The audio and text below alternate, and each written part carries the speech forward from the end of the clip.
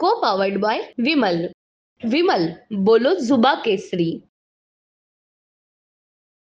बघा असं आहे की आमची भूमिका नेहमी एकच राहिली आहे की मराठ्यांना जो वेगळं आरक्षण दिलं त्याचं कोणताही हरकत आम्हाला नाही आहे, पण ओबीसी मधनं मराठ्यांना आरक्षण देण्याला आमचा विरोध आहे.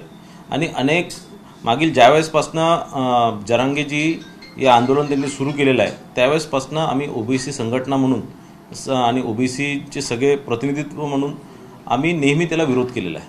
आणि मी आधीपासून सांगत होतो आपल्याला की जरांगेच्या मागे काहीतरी दुसरा हेतू आहे. त्यांना आरक्षण नको आहे, त्यांना त्याचं राजकारण करायचं आहे. आणि आपण जर या सगळ्या ज्या घडामोडी बघितल्या आता ज्या आपण मागील 7-8-10 दिवसापासून बघतोय किंवा मागील 1 वर्षापासून बघतोय, तर त्यांना आरक्षण राज्य सरकारने दिलेलं आहे, मराठा समाजाला आरक्षण दिलेलं आहे. आणि ते टिकवण्याची जबाबदारी स्वतः फडणवीस साहेब, स्वतः एकनाथ शिंदे साहेब, स्वतः अजितदादा पवार आणि या सरकारने घेतलेली आहे. आणि आता याच्यानंतर मराठ्यांना जर आरक्षण मिळालं आणि जर ते परत जर त्यांना जर ओबीसीमध्ये जर त्यांनी ते जर वाटा मागतात आहे तर निश्चितच या दोन समाजामध्ये मोठ्या प्रमाणात तेढ निर्माण होणार. राज्यामध्ये एक कायदा आणि सुव्यवस्थेची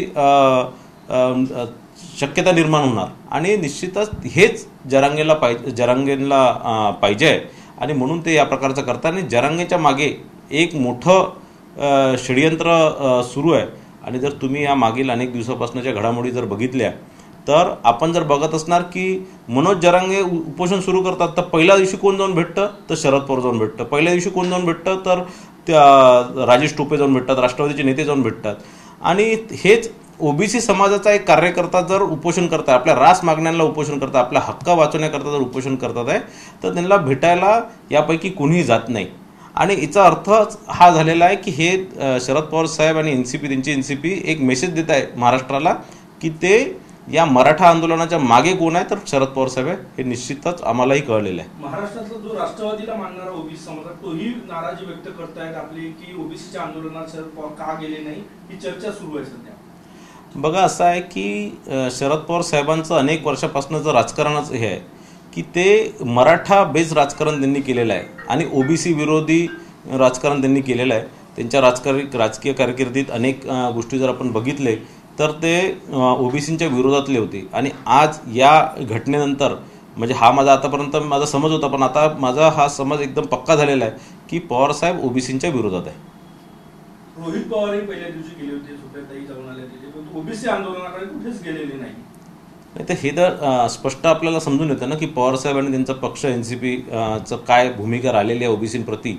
आणि अनेक वर्षापासून अनेक वर्ष हे या महाराष्ट्राच्या राजकारणात मुख्यमंत्रीपद आणि अनेक वर्ष सत्तेत राहिलेले आहे. ओबीसींसाठी यांनी काहीच केलं नाही, उलट ओबीसींच्या विरोधात या प्रकारचे नेहमी षडयंत्र रचण्याचं काम एनसीपीने केलेलं आहे. मनोज जरांगेंनी जे परत आंदोलन सुरू केलं दुसऱ्या टप्प्यामध्ये लोकसभा निवडणुकी लगेचच, तर कुठेतरी विधानसभा निवडणुकी डोळ्यासमोरून ठेवून त्यांनी ते आंदोलन सुरू केलं का? कारण की त्यांच्या मागण्या मान्य करत सरकारने प्रक्रिया सुरू केली होती सगळ्या जुळ्या संदर्भात. बघा असं आहे की मनोज जरांगेंनी ज्यावेळेस या आंदोलनाची सुरुवात केली आणि त्यांनी सगळे सोयरेला आणि या प्रकारच्या नात्यात सगळ्यांनाच अंतर्भूत करत त्या संदर्भातलं GR सुद्धा निघाला आणि अनेक लोकांना त्या संदर्भातले सर्टिफिकेट सुद्धा मिळाले. जे कुणबी ज्या लोकांच्या जात प्रमाणपत्रामध्ये कुणबी लिहिलेलं आहे त्या लोकांना त्या प्रकारचे सर्टिफिकेट मिळाले आणि त्याच लोकांना आरक्षण सुद्धा मिळणार. पण ज्या लोकांच्या जात सर्टिफिकेटवर मराठा आहे त्या लोकांना सरसकट कुणबी प्रमाणपत्र द्यावे आणि सरसकट ओबीसीमध्ये आरक्षण द्यावे. हे या महाराष्ट्रातले 60-65% ओबीसी जनतेवर मोठा अन्याय होणार आहे. आणि आधीच 60-65% असलेला हा ओबीसी समाज आज 19%च नुसतं आरक्षण मिळतं आहे. आणि त्यातही जर समजा मराठा समाज आला तर हे आरक्षण आमचं 5% राहणार नाही. आणि म्हणून ही लढाई आम्ही शेवटपर्यंत लढू. ओबीसी संघटना म्हणून, एक ओबीसी संघटनेचा एक कार्यकर्ता म्हणून ही लढाई आम्ही शेवटपर्यंत लढू. को पावर्ड बाय विमल. विमल बोलो जुबा केसरी.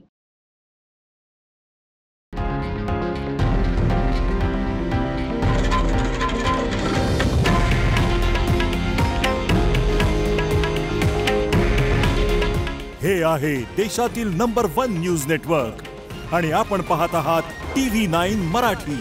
काळजी तुमची, हित महाराष्ट्राचं.